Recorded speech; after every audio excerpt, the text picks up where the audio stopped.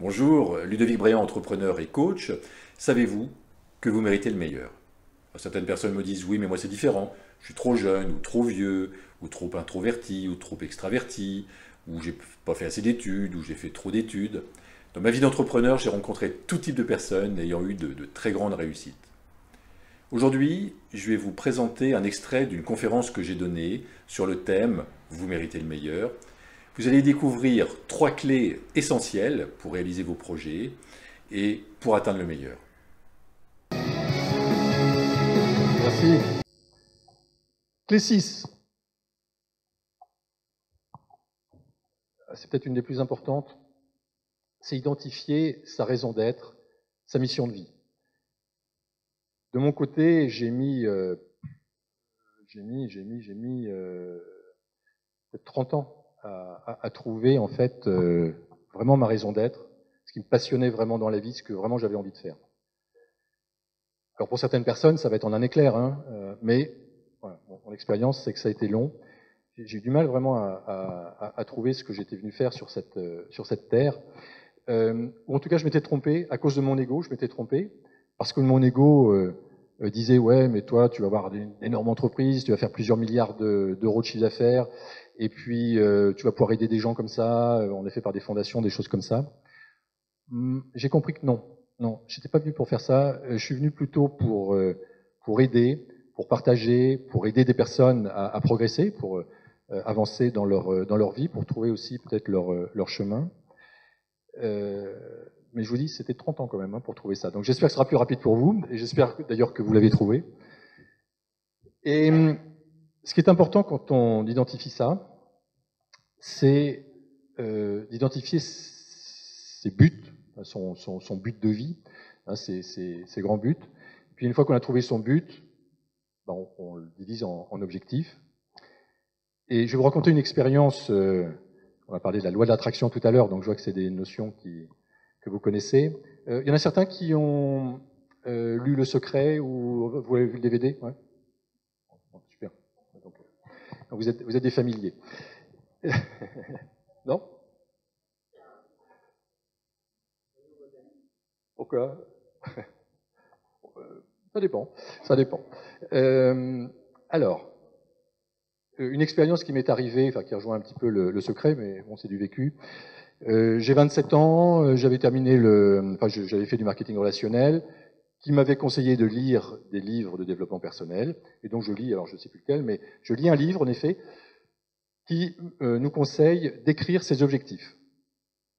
Donc moi c'est ce que j'ai fait. Donc j'ai écrit mes objectifs. À l'époque c'était très matériel, mais c'était mes objectifs de l'époque. Donc rouler en Porsche, avoir avoir une maison de plus de 300 mètres carrés avec piscine, avoir une grande famille, avoir plusieurs affaires, ça je avoir plusieurs affaires, bon, etc., etc.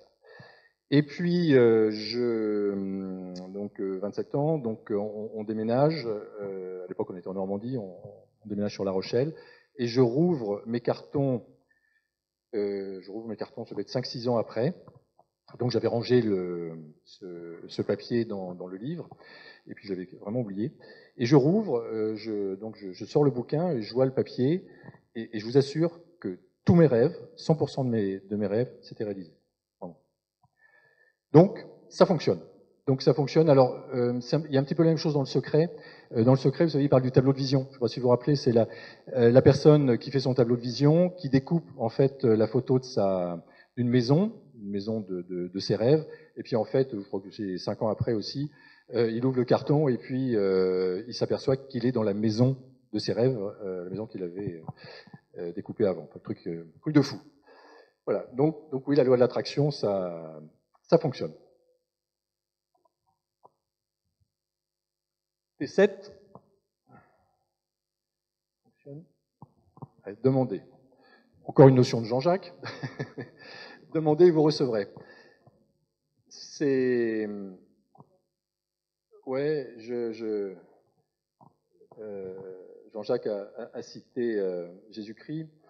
Bon, moi, de manière très basique, je suis quelqu'un qui demande beaucoup. Moi, je demande tout le temps. Parce qu'il y a des personnes qui me disent « Ouais, moi, je demande vraiment pour les gros trucs. » Non. Enfin, moi, personnellement, je demande tout le temps, tout le temps, tout le temps, tout le temps.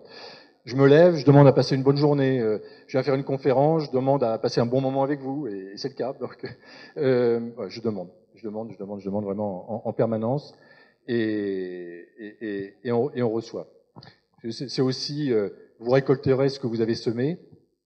Vous savez, on sème de la merde, on récolte de la merde. On sème du positif, on récolte du positif. Ça, c'est... Attention également, de quelle manière vous demandez. C'est important de positiver en effet la demande. Exemple, je fais une vidéo dernièrement et ma femme me dit, oui, sur la vidéo, tu dis, parce que j'ai terminé un livre là qui va être édité, et à la fin de la vidéo, je dis, voilà, j'ai écrit un livre, mais je l'ai pas fait pour l'argent, ou un truc comme ça.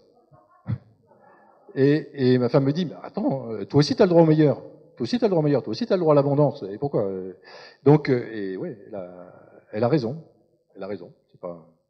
On a tous droit au meilleur, on a tous droit à l'abondance, donc, voilà. Donc attention à vos demandes. J'utilise beaucoup aussi la visualisation.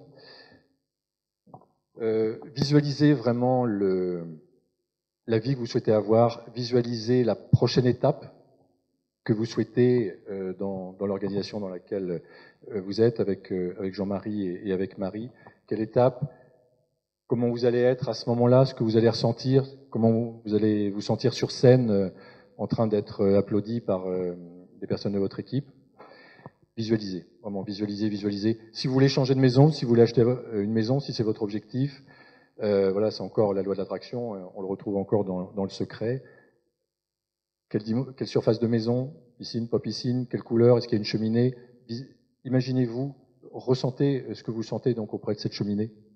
Vraiment, c'est visualiser et ressentir les choses. On applaudit bien pour lui, le micro.